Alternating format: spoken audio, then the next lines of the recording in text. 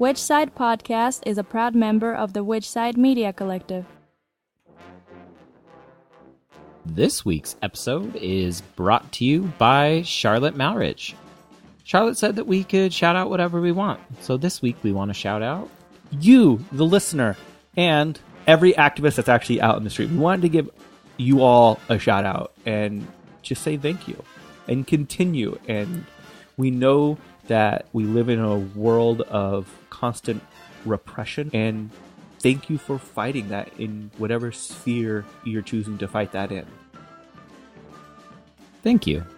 If you want to do a shout out, you can go to whichsidepodcast.com, click on the shout out tab, and shout something out. Which side are you on? Which side are you on? Which side are you on? Which side are you on?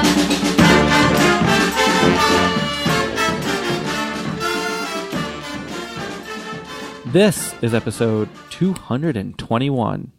Yeah, we have Foo Bar on to talk to us about security in the digital age. But first, our side.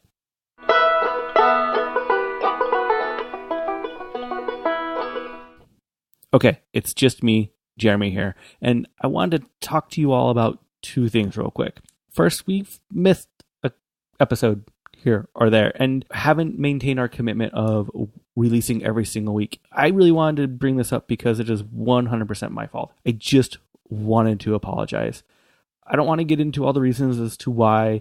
That doesn't matter. Just know we're not going anywhere, and I'm really committing to you all that we will maintain our cadence of once per week.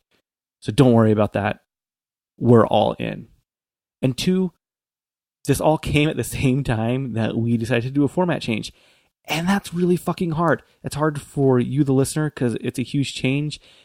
And it's not as good as quality. And we know that. And we apologize. This is hard for us too. We don't know what we're doing. But we know that this is the right decision to change the format. And we promise you it will get better. So please just be patient. And thank you from the bottom of our hearts for all of your support. We truly do love each and every one of you. Jordan doesn't know I record this little intro, so let's just keep it between us, our little secret. Now, our side. And the only way violence and oppression and domination have been stopped in history is by force. And notice Gandhi and King used force, coercion. Of course, they spoke to the human heart. They made appeals to compassion, to reason, to the Bible, to the Constitution. But they flexed their muscle. They went out into the street with thousands of people. They blockaded the roads. They made people stop doing what was wrong. So one problem with pacifism of any kind is this naivete of human nature that education alone will work. And remember again, Gandhi and King did not think that education alone would work. They used mass force. But the pacifists today in our movement have forgotten about mass force and rely on education only, vegan pamphlets, web pages, etc. Now, here's the second problem with the pacifist position. They falsify history. They lie. If you look at the so-called victory that Gandhi won for independence against the British state, oh my God, Gandhi did it all by himself. And Gandhi, the hero, the one man who changed history. Of course, thousands of people followed him, but it was Gandhi's brilliant mind that won this victory. Well, let me tell you something that the pacifists won't tell you and the history books typically don't. There were all kinds of forces operating in the political scene in India. And many of these forces were violent. They used guns and they used bombs, and they gave the British a little extra emphasis, another reason to get the hell out of India. Or look at the situation in the United States in the middle 1960s. Martin Luther King, the hero, did it all by himself. If it weren't for Martin Luther King, we would not have had the Civil Rights Act of 1964. Let me tell you something about that. A lot of black America didn't even know who Martin Luther King was, but they knew who Malcolm X was, They knew who the Black Panthers were, and they knew what urban riots were. When Malcolm X said you have the right to defend yourself against the police, against their violence, with violence, and when the Black Panthers armed themselves with rifles, and when angry blacks all throughout California and other places set cities on fire, that had an impact on social change. Martin Luther King would never have been able to rise above as the respectable force he was without Malcolm X and without the Black Panthers and without the rioters. One more example, Vietnam. The reason why the U.S. lost the Vietnam War, the reason why we left Vietnam is because the most powerful military machine in the world got its ass kicked by peasants with guns. We lost that war on the battlefield. Peasants defeated the mightiest army in the world. It had nothing to do with hippies chanting in the streets. We suffered a military defeat. It had nothing to do with passive, nonviolent resistance. And I could give you many such examples, that history is complex, and pacifists have made it simple. They read it the way that they want you to understand it. They take out all the historical actors that were responsible for change who weren't pacifists to make only pacifists responsible for change. We don't like doing these ads, but we also have to pay for the podcast out of our pocket. So what better way to help us than to become a member of Which Side Podcast? If you head on over to whichsidepodcast.com and click on the members tab, you can become either a monthly or a yearly member and get all the awesome benefits that come with that, which include a shirt of your choice, a patch bandana, listener shout-outs, and all the archived and new members-only bonus content that we release. Plus, you get a discount at the Which Side Collective store. If you're looking for other ways to help the podcast, you can always go rate and review us on your favorite podcast aggregator. That helps us out a ton. iTunes is the most popular. Go give us some stars. Give us a little review. Become our friends on social media. Hit that like button, that follow button, and just be our friends.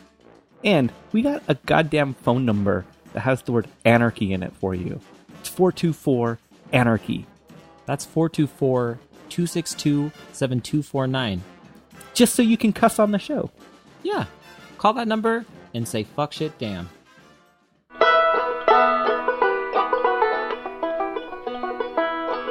Tell us how we're fucking everything up when it comes to our security online. Well, so we, a lot of our associates participated in some of the more recent actions surrounding the inauguration. Mm-hmm. And, you know, in post, what sort of everyone learned was that everyone else brought their phones with them, whether they were just marching or whether they were in the black bloc or whatever. This was, of course, super problematic because, you know, while one person might be walking around with a phone that's, you know, completely secure, you know, long password on the boot screen, encrypted, everything else, right? They did everything right. You know, somebody else in their contact list may, you know, have nothing, may have just a swipe pattern, may not have anything at all. And so, you know, you're really in a situation where you're going to do something that may or may not get you arrested. You individually don't want to be walking around with your phone. Your phone is a wealth of information on you and everyone around you and everyone you've known or slept with or anything else, organized with. But in addition to that, anyone else's phone who has some information on you is also sort of a vector back to you, right? Which is why in the two pieces we've floated so far, you know, proclaiming that your phone is a cop, you know, we're trying to make the case for people to when they hit the streets, to, regardless of whether they've done everything right, to just leave their phones at home. You know, like our parents or grandparents, depending on how old you are, would have done in the 60s, where they would have left their IDs at home, left their wallets at home. You know, the single largest trove of personally identifying information that any of us has on us at any time is our phones. And, you know, it's a conduit into all of your deepest thoughts and all of your, you know, any idiotic thing you say in a text or an IM or whatever. You know, it's a permanent record there. And if you're arrested, you've got to assume that the state has the ability to pull all of that information off of that phone and look at it. And if they're looking at it, they're going to use it, right? Mm-hmm. Like, they're not going to just, you know, see something potentially incriminating and not exploit that either in court or to get a plea or whatever. And so that, I think, is the biggest, we think, excuse me, is the biggest problem. The fact that within the past 15 years, we've gone from a world where, you know, a cellular phone was a, you know, lead acid battery powered brick that might have had phone numbers in it and nothing else, to, you know, some hideous amalgamation of tracking device, you know, like flight data recorder for your human body, and everything in between. So do you want to hand that to a cop? You know, like, do you want to hand that level of access to your person to the state? And that's where the argument that we're kind of making comes from. And from there, I guess there's a much larger conversation about the services that we use as individuals, especially if we are radical or politically activated, whatever individuals. More generally, you know, Facebook is a prime example. You know, I mean, you guys, how much information do you post on any given social media platform in any given day? Zero. Absolutely zero. Oh, you fantastic. You were putting a smile on my face that you can't actually see. And how about the other human being in the room? Quite a bit. But okay. To be fair, you do have an Instagram account, which haven't posted in months. Okay, fair. Okay, so but you know, we're freaks. The two, you know, non-sharing people. After sort of seeing the tea leaves, you know, I probably, you know, a bit late, abandoned things like Facebook and Instagram and Snapchat and, you know, everything else, because, you know, what exactly is the point of feeding this advertising database? Mm-hmm. You know, like, in what way is it serving me? And really, like, what's the sort of Foucault-esque power dynamic here? Like, what's the power relationship between me and Facebook? I mean, it's not good, right? Like, I'm essentially subsidizing this product that they've created, and really all it's doing for me is, you know, I don't know, potentially incriminating me. You know, who knows? So yeah, best case, you turn yourself into a commodity. Worst case, you're laying out a case for the state against you. Right, exactly. And so you know, I'm not sure about you guys, but I've seen a lot of discussion about, you know, information security culture that's not stifling, or how to, you know, be aware of security without it being inconvenient somehow. And those are certainly lofty goals. But there's a certain amount of pain that that anyone is going to have to inflict upon themselves to, adopt a more secure footing generally.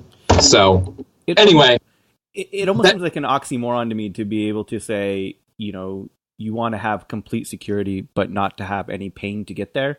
Like if it doesn't take a pain, then it wouldn't take a pain for the state to, intercept or take that information. And I know there's a cross and there's, it's more complex than that, but it just seems crazy to me to think that you could actually achieve that in any real sense. Yeah, I mean, I think, I'm not really sure what motivates it. I don't know what the overall attachment to, organizing on a single corporate platform. I mean, I do understand that it's inconvenient to use like a listserv that you've set up or something like that. I get it.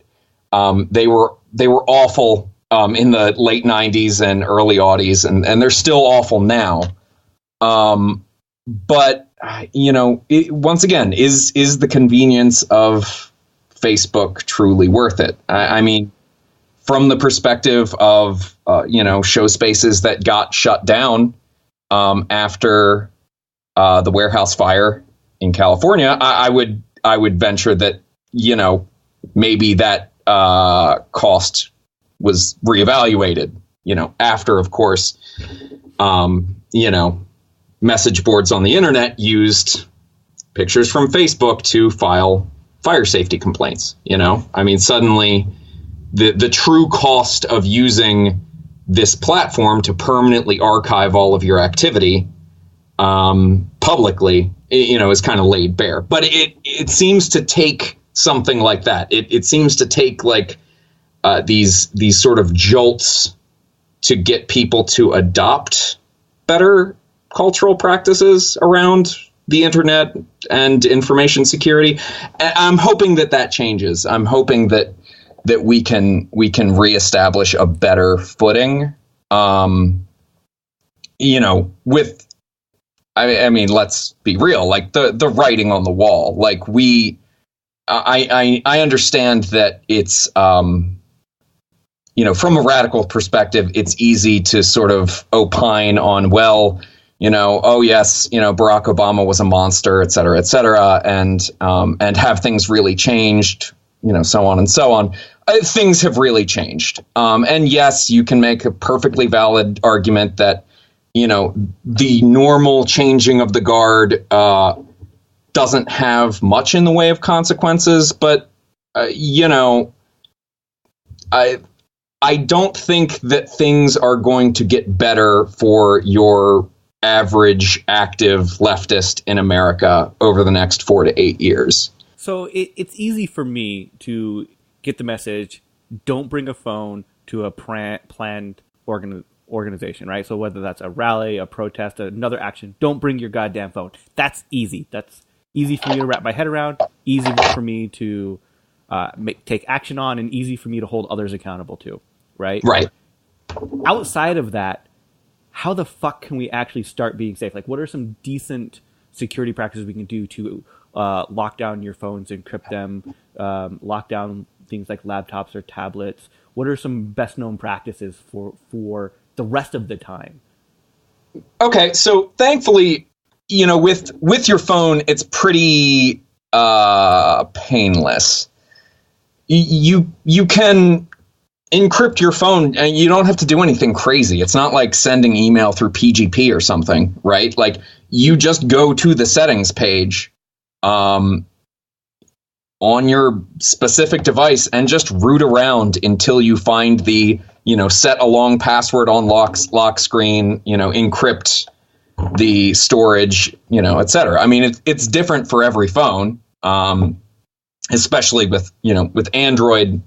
Things are going to look a little different everywhere. With iOS, there's probably a very specific procedure. I've never been an iOS person, so I can't speak specifically to that. But you can set, full disk encryption on your phone very easily. And if you use a long password, alphanumeric, it's going to be a pain. As far as securing your devices, pain is where you get the payoff, right? Mm-hmm.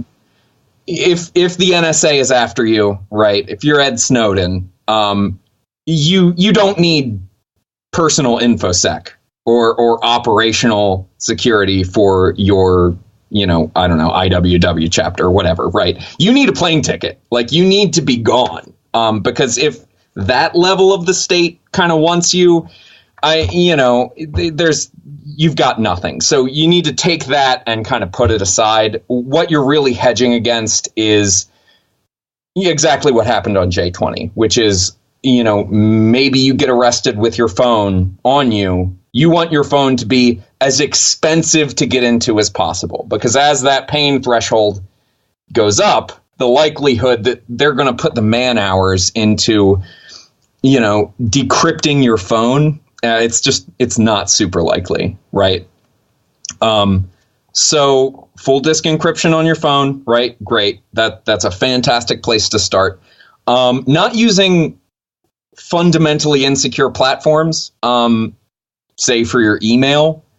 There are certainly email providers who are a little bit more strict about releasing your information to the state than others. I believe that Yahoo is actually the worst, and they sort of rise from there. If still has mail.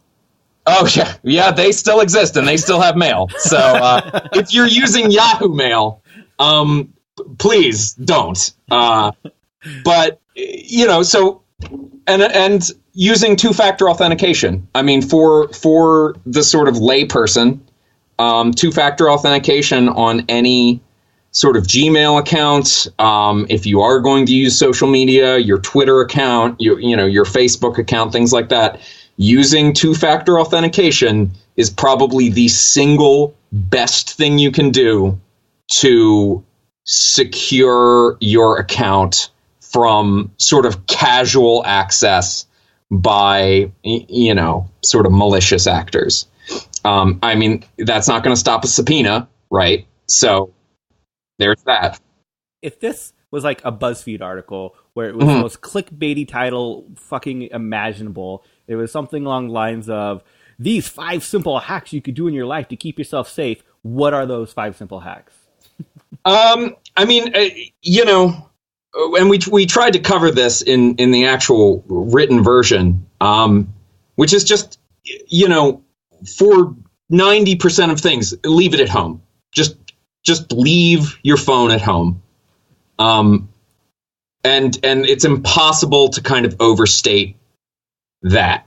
You need to leave it at home. Yes, after you're arrested, they can just subpoena things and get what they want eventually.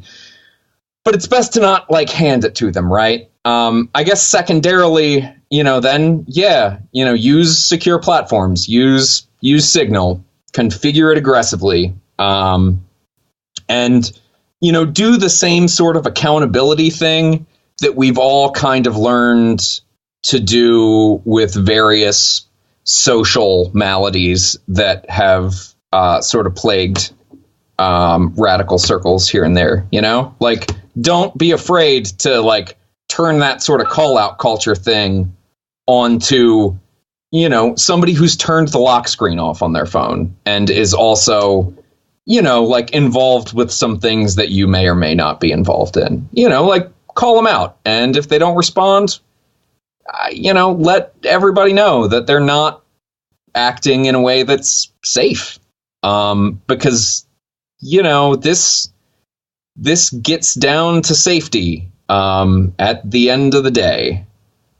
At some point, if things kind of proceed in the direction that it kind of looks like they could proceed, this whole hitting the streets thing every time that there's an executive order or whatever, that could be somewhat riskier than it has been traditionally, at least for the past 8 years. So just consider that. Consider that this is a matter of your safety and the safety of the people around you, and use your devices well if you're going to use them at all. That's not a 20-second clickbaity kind of answer because unfortunately there just is none. It's hard enough to get people to coalesce behind anything, and getting people to give up things that have become so instrumental to their lives is difficult.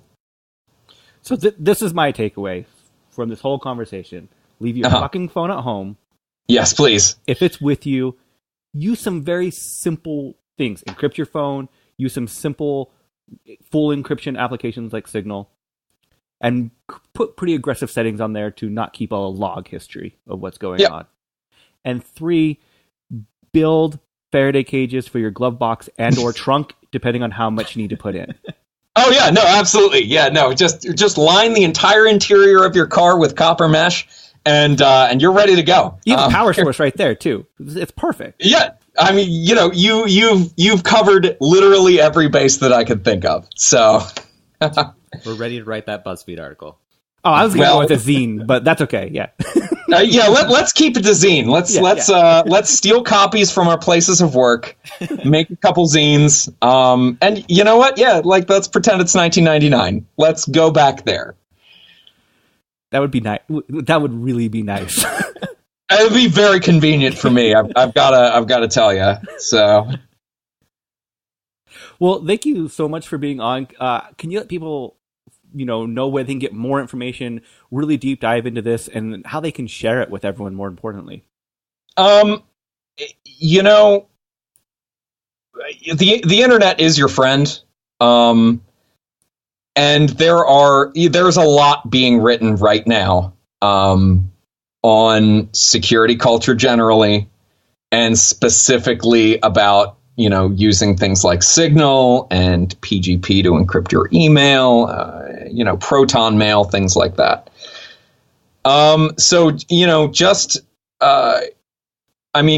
It's Going Down has been a pretty great resource. Click around. If you start reading something and you don't understand a core concept, just grab keywords, Google them. There's going to have to be a certain amount of rebuilding the wheel here for everybody. But just do research. Do research and kind of come up with policies that you, your friends, whatever organizing groups that you are involved with can adhere to. And just leave your fucking phone at home. There you go. I'm going to make that button today. Hashtag leave your phone at home. Yeah, leave your fucking phone at home. Please do. You think I'm joking? I'm not. I'm back to the 90s. We just got a new button maker and throw back to the punk days. Look, if we can go to some sort of cyberpunk version of the 90s, we are living every single one of my adolescent dreams. So I invite you to take this trip with me, please. I am on board. Which Side Podcast is hosted and produced by Jordan Halliday and Jeremy Parkin of the Which Side Media Collective, with web design by Jordan Halliday and sound design by Jeremy Parkin. Booking by Mari Halliday. Go to whichsidecollective.org to check out the other shows in the collective. As always, this is Julie Hirata. I'm from Ann Arbor, Michigan. Fuck, shit, damn.